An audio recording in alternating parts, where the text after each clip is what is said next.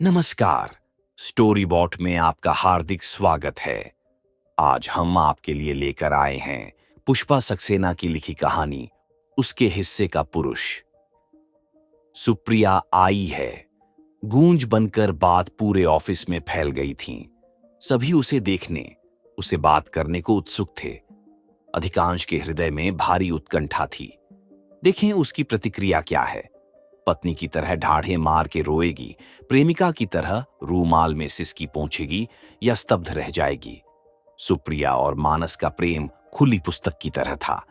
अपने संबंधों को न उन्होंने कोई नाम दिया न छिपाया। जिसने जैसा चाहा सोचा, अपनी दृष्टि से देखा और उनके अनाम रिश्ते को अपना नाम दे डाला। दोनों की इस सबसे निर्लिप्तता सबको अधिक कष्ट देती थी। एक पुत्र के पिता मानस का सुप्रिया से प्रेम सभी आक्रोश का कारण था। निहायत अंतर्मुखी मानस के विषय में लोग बहुत कम जानते थे। वही मानस सुप्रिया के साथ इतना घनिष्ठ कैसे हो गया, सबके आश्चर्य का विषय था। कार्यालय का पुस्तकालय मानस का दायित्व था। बच्चे की तरह इसे उसने सहेजा से नंवारा था। अपनी मेहनत और मेधा से पुस्तकालय में कंप्यूटरी सुविधाएं उसने जिस शीघ्रता से उपलब्ध कराई कि सब विस्मित हो देखते रह गए थे। सुप्रिया के आने के पूर्व मानस का अधिकांश समय पुस्तकालय में ही बीतता था। अस्पताल से मानस का शव उसके घर ले जाया गया था। कार्यालय के बहुत से लोग मातमपुरसी को पहुंच चुके थे। गाड़ी से मानस का नश्वर शरीर उतारा जा रहा था। पत्नी गंगा स्तब्ध देख रही थी, मानो वह त्रासदी किसी और के साथ घटी थी। बेटे को किसी पड़ोसी के घर भेज दिया गया था। घर में मानस के परिवारजनों के पते खोजने के लिए डायरी की खोज हो रही थी। मिसेस भल्ला को मानस के कागज फाइलें छूते देख गंगा ने अपरिचित आवाज में कहा था, वह नाराज होंगे, उनकी कोई चीज छूना मना है। क्या चाहिए आपको? किसी ने समझाना चाहा था, घर वालों को खबर की जानी है, उनके पते चाहिए, वही खोज रहे हैं। आप परेशान न हो, हम उनकी डायरी देख रहे हैं। नहीं नहीं, वो हम पर नाराज होंगे, उनकी डायरी नहीं छूनी है किसी को। गंगा के स्वर में मानो आतंक था।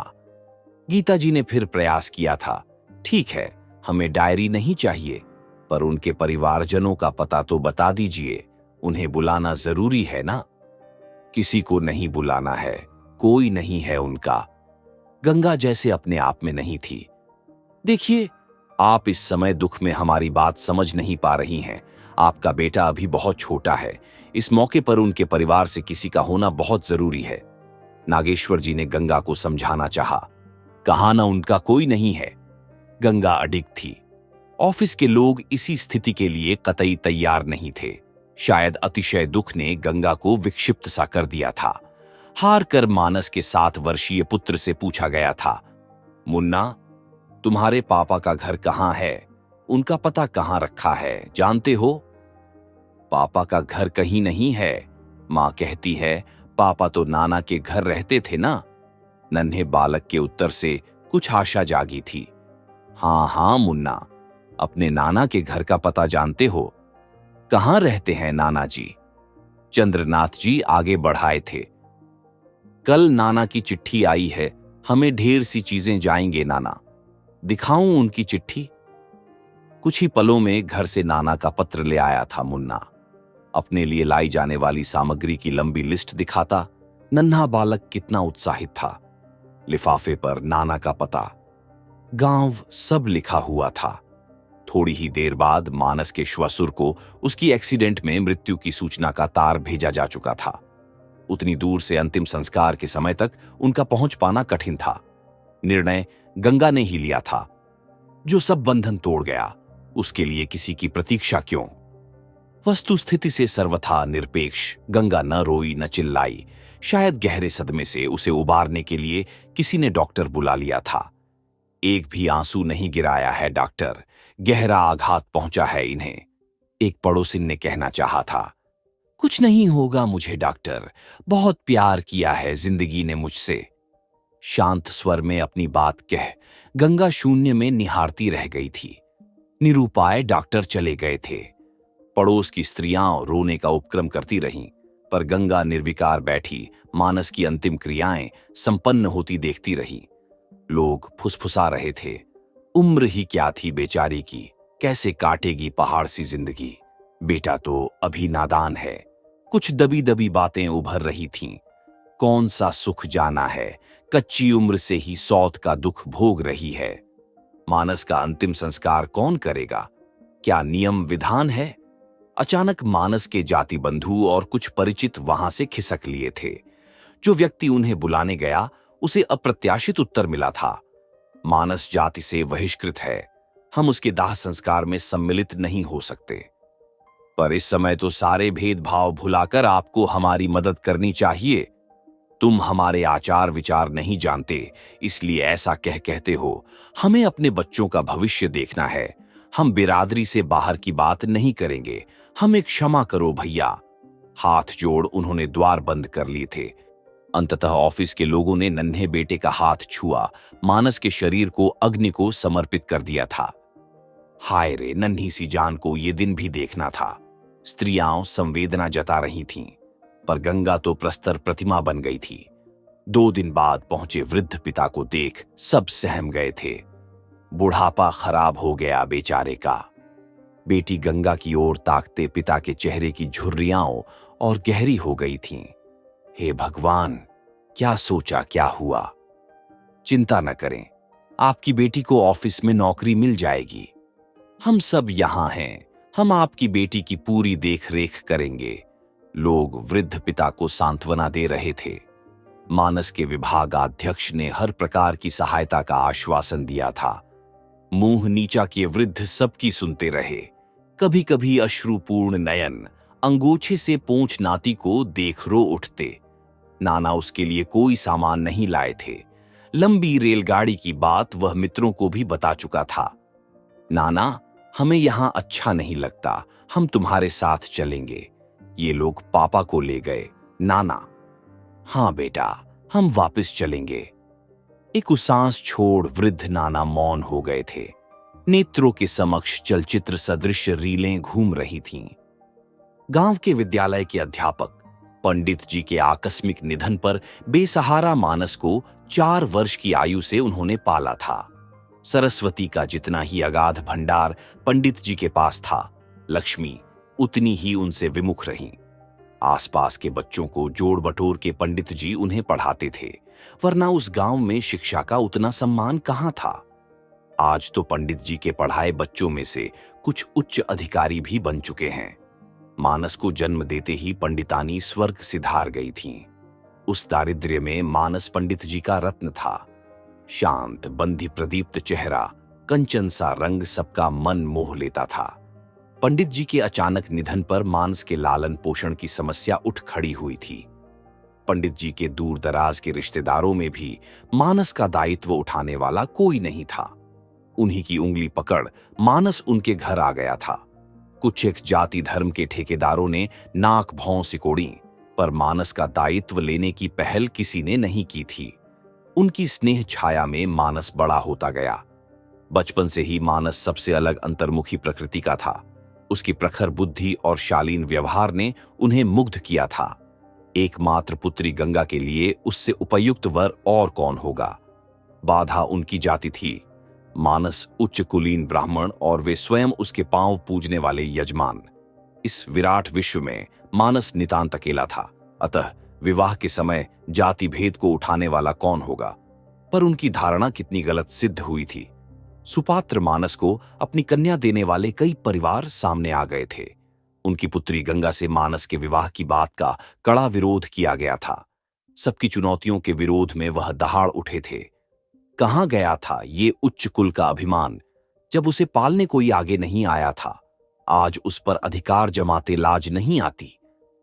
उनकी दहाड़ पर लोग चुप भले ही हो गए, पर दंड मानस को भुगतना पड़ा था। ये बात बहुत दिनों बाद उन्हें ज्ञात हो सकी थी। उच्च कुलीन परिवारों ने मानस को जाति से बहिष्कृत कर दिया था। देखने में अनिंद्य सुंदरी गंगा का पढ़ाई में मन कभी नहीं लगा था। किसी तरह 10वीं कक्षा उत्तीर्ण कर वह घर बैठ गई थी। मानस से जब उन्होंने गंगा के साथ उसके विवाह की बात की थी, तो उसका मुख विवर्ण हो उठा था। पितृतुल्य पालक की आंखों में निराशा आशंका गहराती देख उसने सहज सधे स्वर में कहा था, आप जो आदेश दें मुझे स्वीकार होगा। चाहकर भी वे पूछने का साहस नहीं कर सके थे। तुम्हारा अपना मन क्या कहता है मानस?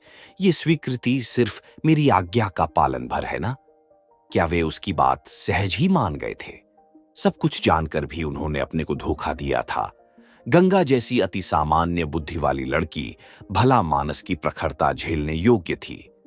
संदेहों अपवादों को झुठला उन्होंने दोनों का धूमधाम से विवाह किया था। उन्हें लगता विवाह के बाद मानस और ज्यादा गंभीर होता जा रहा था। एक दिन गंगा से पूछा भी था, क्या बात है बेटी? मानस बहुत चुपचाप रहता है।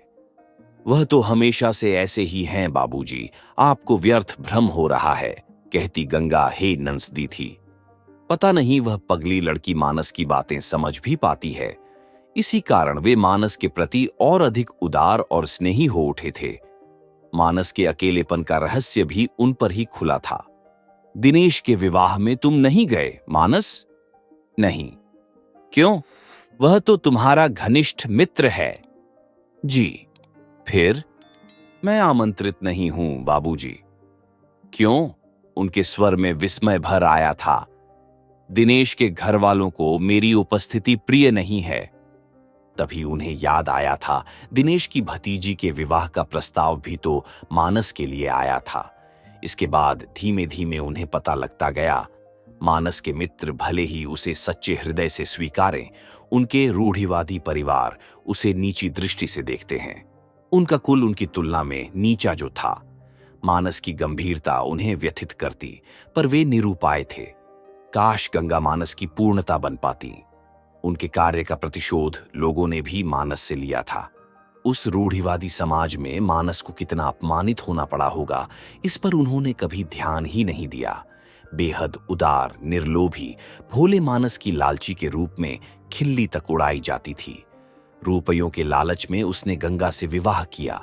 प्रायः लोग व्यंग्य करते रहते। इन सब के ऊपर गंगा से उसे कौन सा मानसिक संतोष मिल पाता होगा? पिता की दुलारी, सिर छड़ी। गंगा को तो बस अच्छे वस्त्र, आभूषण और भोजन से ही मतलब रहता था। युवती गंगा का बचपना कभी कभी उन्हें तक विचलित कर जाता था। जब मानस एक पुत्र का पिता बना तो उसके शांत निर्विकार चेहरे को देख वृद्ध सोच में पड़ गए थे। उन आनंद के क्षणों में वैसी उदासीनता। क्या पुत्र के प्रति आने वाले दायित्व चिंतित कर रहे हैं मानस? वृद्ध ने विनोद करना चाहा था। आपके रहते कैसी चिंता बाबूजी। क्या नाम दोगे बेटे को? जो आपको रुचिकर हो।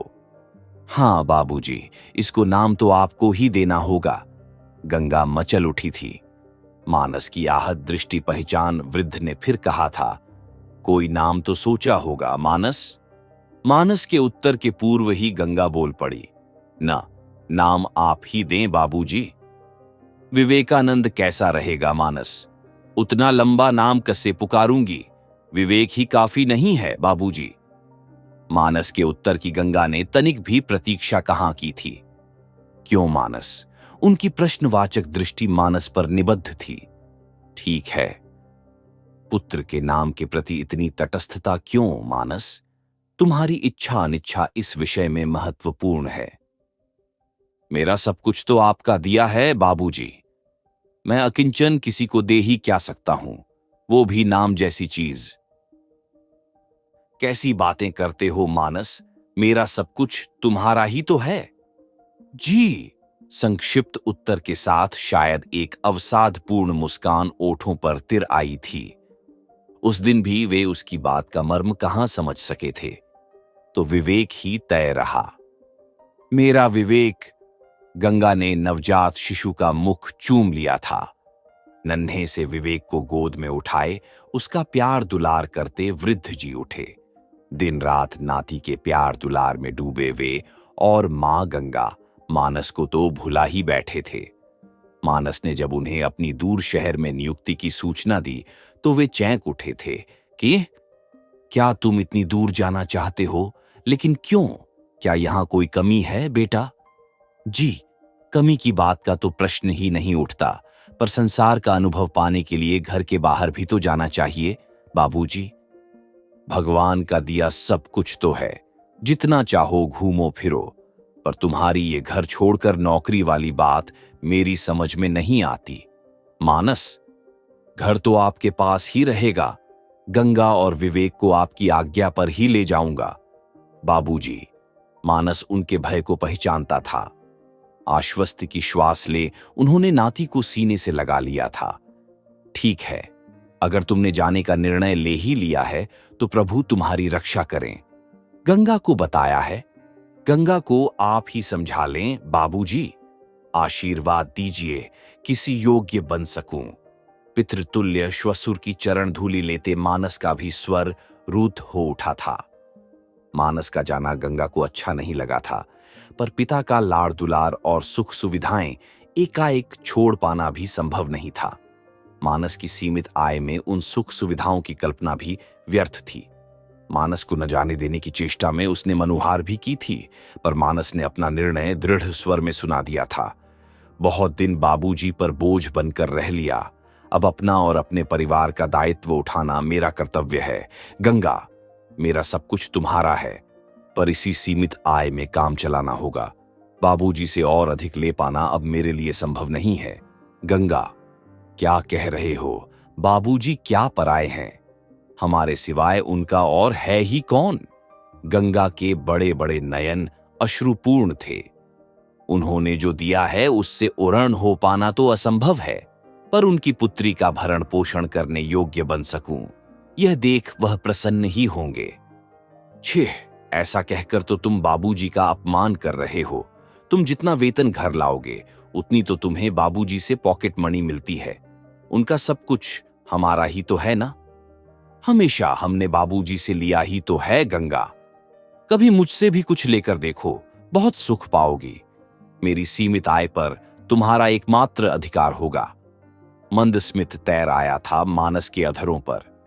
तुम्हारी बातें मेरी समझ के बाहर हैं। यहां रहकर भी तो बाबूजी का हाथ बेनंटा सकते हो। क्या कष्ट है यहां जो बाहर भाग रहे हो? गंगा झुंझला उठी थी। बाबूजी वट वृक्ष हैं, उनकी छाया बहुत शीतल है, पर उसमें मैं पनप नहीं सकता। गंगा, काश तुम मेरी बात समझ पाती। हल्की सी सांस छोड़ी थी मानस ने। वृद्ध के माथे की लकीरें गहरी हो उठीं। सचमुच वह पगली कहां समझी थी मानस की बात। बेटी ही को क्यों अपराधी ठहराए? वे स्वयं भी क्या अपने मानस की थाह पा सके थे? आज मानस की डायरी उसके विभागाध्यक्ष दे गए हैं। उसकी अलमारी खोली गई थी। व्यक्तिगत पत्रों के साथ यह डायरी भी मिली थी। अच्छा होता डायरी उन्हें न दी जाती। डायरी हाथ में आने पर उसे न खोलना उन्हें असंभव लगा था। पहले पृष्ठ से अंत तक वे पढ़ते गए थे। घर से इतनी दूर आना एक अनुभव है। जब से होश से अंभाला अपने को पराश्रित पाया है, दूसरों की दया पर पला बढ़ा, जिसकी अपनी आशा आकांक्षाएं सब उधार की हैं। बाबूजी के अपार स्नेह में भी दया की करुणा नजर आती है। और मेरी पत्नी गंगा, उसका जीवन सहज स्वाभाविक नदी सा है। पिता और पति की कगारों के बीच निश्चल बहती धारा। पिता की उदारता मुझे देकर वह परितृप्त है। पति नामधारी मानस, जिसका सब कुछ उसके पिता के उपकारों तले दबा है, अपनी हर आवश्यकता के लिए गंगा पिता पर निर्भर है। पिता की दया पर आश्रित मानस भी कभी उसकी आवश्यकता पूर्ण कर सकता है, शायद वह यह बात सोच भी नहीं सकती। अन्यमनस्क वृद्ध पृष्ठ पलटते गए थे। एक पृष्ठ पर दृष्टि गड़ गई थी। आज उस नई लड़की ने सहायक लाइब्रेरियन के रूप में ऑफिस ज्वाइन किया है। कितनी डरी डरी सी लग रही थी। मिश्रा बता रहा था, कलकत्ता ऑफिस के मिस्टर दयाल की बेटी है। हार्ट अटैक में पिता की अचानक मृत्यु हो जाने के कारण उसे ये नौकरी दी गई है। सर, मैंने इसके पहले कहीं काम नहीं किया है। आपकी गाइडेंस चाहिए। मैं जल्दी ही सब सीख लूंगी। आत्मविश्वास से पूर्ण दृष्टि मुझ पर निबद्ध थी। हाँ, कोई प्रॉब्लम हो तो बताइएगा। यहां का काम बहुत आसान है। मन लगाकर काम करेंगी तो कुछ भी कठिन नहीं लगेगा। Thank you sir. आंखों में जैसे दीप जल उठे थे। दूसरे दिन मानो उसकी मैं प्रतीक्षा सी कर रहा था। उसके आने से कमरा कुछ ज्यादा ही आलोकित हो उठा था। दूसरे दिन मानो उसकी मैं प्रतीक्षा सी कर रहा था। उसके आने से कमरा कुछ ज्यादा ही आलोकित हो उठा था। सर, आप किसी अच्छी जगह रहने के लिए एक कमरा दिला सकते हैं? मेरी मेज के पास खड़ी सुप्रिया कुछ परेशान सी थी। कमरा? क्यों, क्या यहां कोई परिचित नहीं है? नहीं, मां अक्सर बीमार रहती हैं। कलकत्ते में मौसी उन्हें संभाल लेती हैं। कलकत्ते में भाई की पढ़ाई चल रही है, उसे तो वहां रहना ही होगा। मुंह अकेली के लिए बस एक कमरा ही काफी होगा। उदास मुस्कान बिखर आई थी सुप्रिया के शुष्क होठों पर। ठीक है, देखकर बताऊंगा। अभी कहां रह रही हैं? बर्किक वीमेंस हॉस्टल में। फिर वहां क्या कष्ट है? ऑफिस से हॉस्टल बहुत दूर पड़ता है ना सर, आने जाने में 2 घंटे व्यर्थ चले जाते हैं। पढ़ाई के लिए समय ही नहीं मिल पाता। क्या पढ़ रही हैं आप? हिंदी साहित्य में शोध कार्य कर रही हूं। विषय क्या रखा है? स्वातंत्र्योत्तर उपन्यासों में प्रेम तत्व। विषय बताते सुप्रिया का मुख शायद आरक्त हो उठा था। अच्छा हो, शोध कार्य के पूर्व पत्राचार पाठ्यक्रम की सहायता से लाइब्रेरी साइंस की परीक्षा पास कर लें। ये डिग्री आपको ज्यादा उपयोगी रहेगी। न जाने क्यों स्वर रूद्ध हो उठा था। जी, मैंने कभी नहीं सोचा था किसी कार्यालय में नौकरी करूंगी। मैं लेक्चरर बनना चाहती थी सर। सुप्रिया का स्वर उदास था। जो चाहा जाए, हमेशा वह पूरा तो नहीं होता मिस सुप्रिया। स्वर में तनिक आक्रोश झलक आया था। एक बात कहूं सर, आप कभी कभी बहुत आक्रोश में लगते हैं, जैसे किसी से नाराज हों। मैं अपने आप से नाराज हूं सुप्रिया जी, आप मेरी चिंता न करें। आप मुझसे इतने बड़े हैं सर, फिर मुझे आप कहकर क्यों संबोधित करते हैं सर? ये ऑफिस है सुप्रिया जी, यहां रिश्ते नहीं जोड़े जाते। पारस्परिक सौहार्द्य बना रहे काफी है। कुछ दिनों में यह सत्य जान जाएंगी। अपमान से सुप्रिया का मुंह कुम्हला गया था। क्यों? कभी कभी मैं इतना कठोर क्यों हो उठता हूं? वृद्ध पिता से मिलने कोई सज्जन आए हैं। नाती विवेक सूचित कर खेलने भाग गया था। सावधानी से डायरी बिस्तर के नीचे रख वे बाहर चले गए थे। मानस के सहकर्मी शोक संवेदना प्रकट कर चले गए थे। मानस की सभी प्रशंसा कर रहे थे। उसके बिना लाइब्रेरी कितनी अपरिचित लगेगी। सबको विदा दे वृद्ध ने डायरी के पृष्ठ पलटे थे। 2 दिनों से सुप्रिया नहीं आ रही है। ऑफिस की सहायिका कलादेवी ने बताया था। सुप्रिया दीदी तेज बुखार में पड़ी हैं। बेचारी का यहां कोई नहीं है। कल तो दवा हमसे मेंगाई थी। कहां रहती हैं मिस पाठक? उसी संध्या अपने सामने अचानक मुझे देख सुप्रिया के ज्वर से बोझिल नयन चौंक गए थे। सर, आप कैसी हैं सुप्रिया जी? कलादेवी ने बताया, आप अस्वस्थ हैं। बस यूं ही, शायद मौसमी बुखार है। माथे पर मेरा हाथ अचानक चला गया था। न जाने कैसी ममता सी उमड़ आई थी उस असहाय भीरू सी लड़की के लिए। खाने पीने का क्या इंतजाम है? लगता है भूख हड़ताल चल रही है। ऑफिस में खबर क्यों नहीं भेजी सुप्रिया? स्वर में ढेर सा स्नेह उमड़ आया था। सुप्रिया की आंखें भर आई थीं। जी से अधिक वह कुछ बोल कहां सकी थी। माथे पर स्नेहपूर्ण हाथ धर मैं मौन सांत्वना ही तो दे सका था। पूरे 8 दिनों बाद आज सुप्रिया का ज्वर छूटा है। इस बीमारी में तो वह एक नन्ही आज्ञाकारी बालिका भर रह गई थी। दवाई देने से पथ्य देने तक का दायित्व मेरा ही था। किस कदर निर्भर हो गई है सुप्रिया मुझ पर।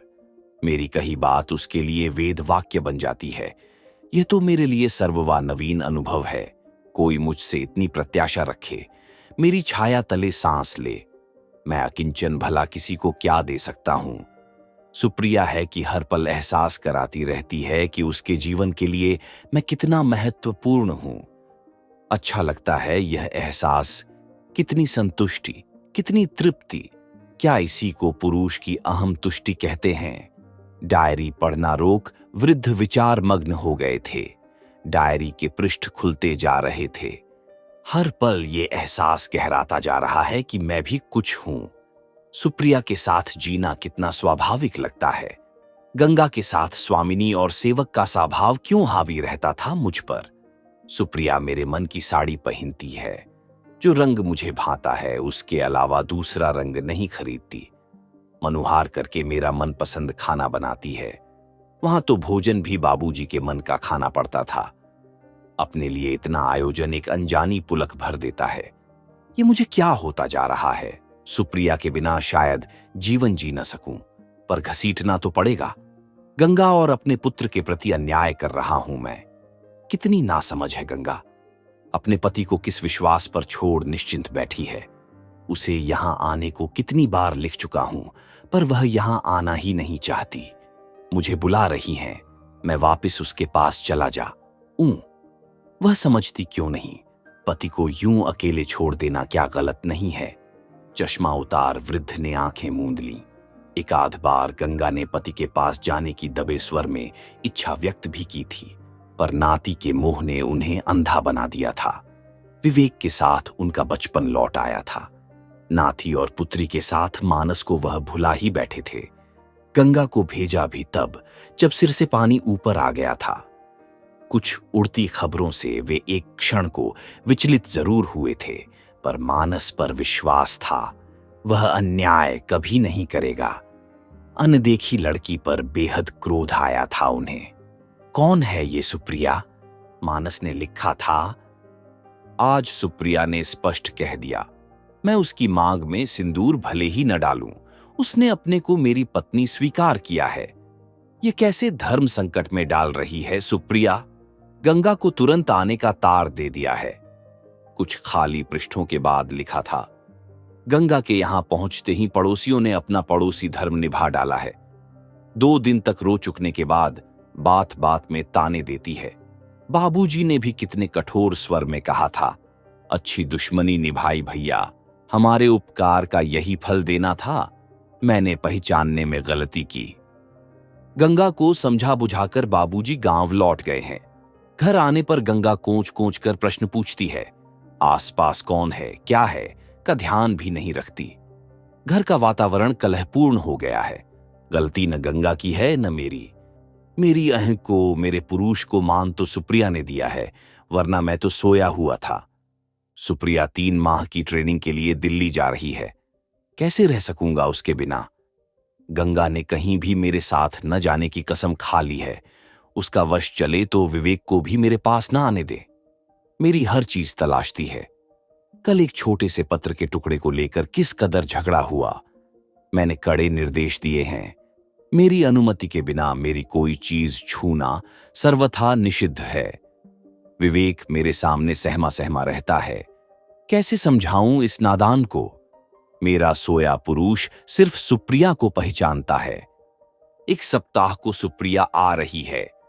कल शाम की ट्रेन से उसे रिसीव करना है। स्कूटर के ब्रेक ठीक नहीं लगते, उसे ठीक कराना होगा। आज दिन भर पानी बरसता रहा। अब स्कूटर की मरम्मत सुप्रिया के आने के बाद ही कराऊंगा। डायरी का यही अंतिम पृष्ठ मानस के जीवन का भी अंतिम पृष्ठ था। बरसात से भीगी सड़क पर स्कूटर स्किड कर सामने लगे बिजली के खंभे से जा टकराया था। मानस का सिर पूरे वेग से खंभे पर जा लगा था। पास के पान वाले ने गुहार मचा। जब तक उसे अस्पताल पहुंचाया, सुप्रिया को रिसीव करने वाले नयन बंद हो चुके थे। स्टेशन कहां पहुंच सका था मानस? कार्यालय में पहुंचते ही सुप्रिया को साथियों ने घेर लिया था। सुप्रिया विस्मित थी। कल स्टेशन पर लेने मानस क्यों नहीं पहुंचा? कहीं वह अस्वस्थ तो नहीं? मन नाना चिंताओं से घिरा हुआ था। जो सुना वह अप्रत्याशित उसे जड़ बना देने को पर्याप्त था। मानस की खाली कुर्सी को एकटक निहारती सुप्रिया ने धीमे से अपनी बिंदी पोंछ पास खड़ी लड़की से कहा था, मुझे उनके घर जाना है। नमिता। पास खड़े सहकर्मियों के मध्य दबी उत्सुकता कुलबुला रही थी। कई शुभचिंतक उसे मानस के घर तक पहुंचाने आगे बढ़ आए थे, पर सुप्रिया ने दृढ़ स्वर में कहा, उनका घर मेरे लिए अपरिचित नहीं, अच्छी तरह रास्ता जानती हूं। आप लोग व्यर्थ अपना समय नष्ट न करें। खिसियाए चेहरों पर आक्रोश परिलक्षित था। देखो तो लड़की का दुस्साहस, एक तो चोरी उस पर सीना जोरी। सधे कदमों से मानस के घर की सीढ़ियां चढ़ सुप्रिया ने झुककर वृद्ध पिता के चरण छुए थे। गंगा की ओर ताक दृढ़ स्वर में सुप्रिया ने कहा था, अगर आपको यह कहानी पसंद आई हो तो लाइक करें, कमेंट करें और स्टोरी बॉट चैनल को सब्सक्राइब करना न भूलें।